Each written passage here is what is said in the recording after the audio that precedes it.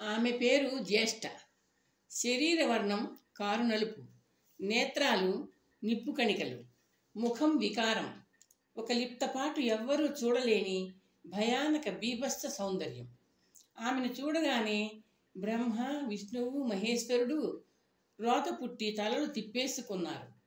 చతుర్ముఖుడు ఆమెను చూడకుండా ఉండే ప్రయత్నంలో చాలా అవస్థపడిపోయాడు. ఎటు తిరిగినా ఏదో ఒక తల ఆమె వైపు తిరిగి ఉంటుంది. ఆయన అదృష్టం కొద్దీ శ్రీ మహావిష్ణువు ఆమెను అక్కడి నుంచి వెళ్ళిపోమ్మని ఆజ్ఞాపించాడు. ఆమె వెళ్ళిపోయింది. ఆనాటి నుండి తనను చేపట్టే పురుషుడి కోసం జ్యేష్ఠ నిర్విరామంగా అన్వేషిస్తూనే ఉంది. ఆ ప్రయత్నంలో సంచరించని ఊర్ధ్వలోకాలు లేవు. సాక్షాత్ దేవేంద్రుడు ఆమె సమీపించగానే నందనవనంలోంచి పారిపోయాడు. గంధర్వ యువకులు, కిన్నర యువకులు, కింపురుషులు, ఒక్కరేమిటి దేవగణాలన్నింటికి చెందిన పురుషులు ఆమె వైపు చూడటానికే వణికిపోయారు. కొందరు పారిపోయారు, కొందరు పారిపోలేక మూర్ఛతో కూలిపోయారు. చివరికి లోకభీకరాకారులైన రాక్షసులు కూడా ఆమె భయానక రూపాన్ని దర్శించలేక కకావికలమైపోయారు.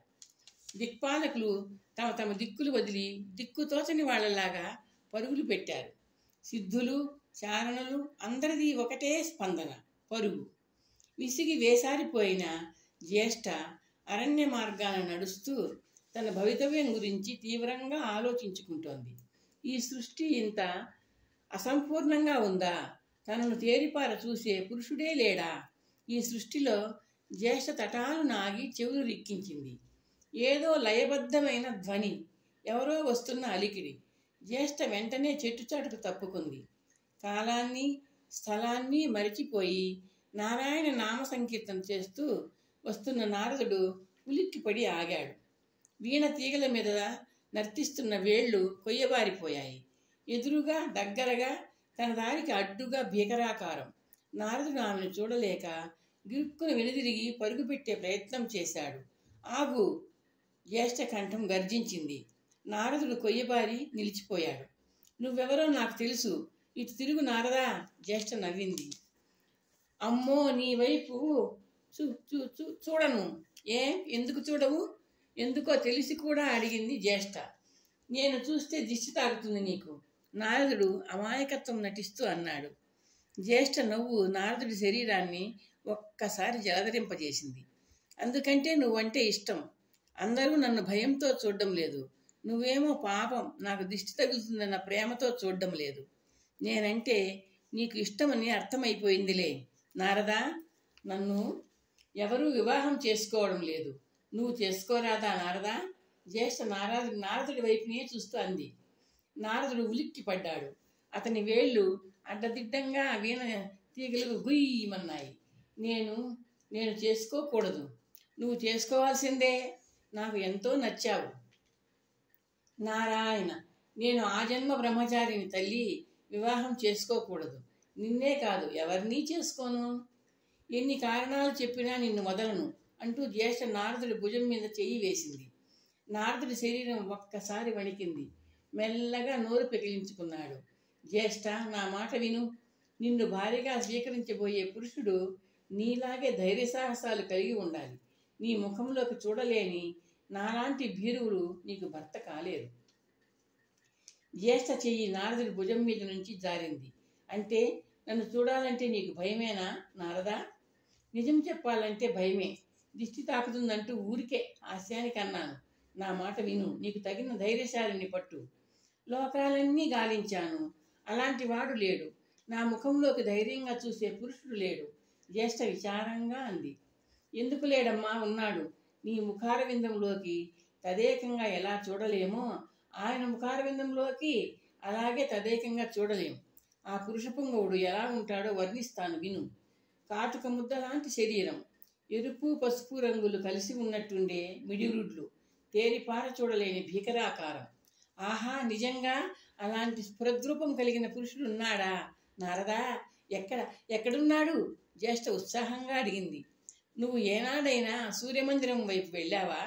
నారదుడు ప్రశ్నించాడు. లేదు. వెంటనే అటువైపు సాగిపో. నీకు తగిన పురుష పుంగవుడు నీ సమ ఉజ్జి అక్కడ నీకు తారసిల్లుతాడు. ఎవరతను? ఎవరో చెప్పు నారదా, జ్యేష్ఠ మారాం చేస్తున్నట్టు అడిగింది. ఆనవాలు చెప్తాను విను. అతను నిన్ను చూడగానే వెనుదిరగడు, పారిపోడు.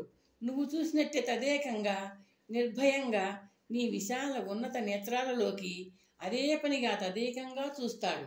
అతగాడే నీ జతగాడు. వెళ్తావా?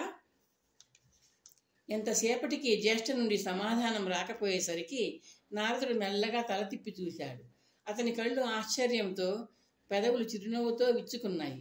జ్యేష్ఠ త్వరగా అడుగులు వేసుకుంటూ వెళ్తోంది. సన్నగా, నల్లగా, బలహీనంగా ఉన్న వ్యక్తి అడుగులో అడుగు వేసుకుంటూ వస్తున్నాడు.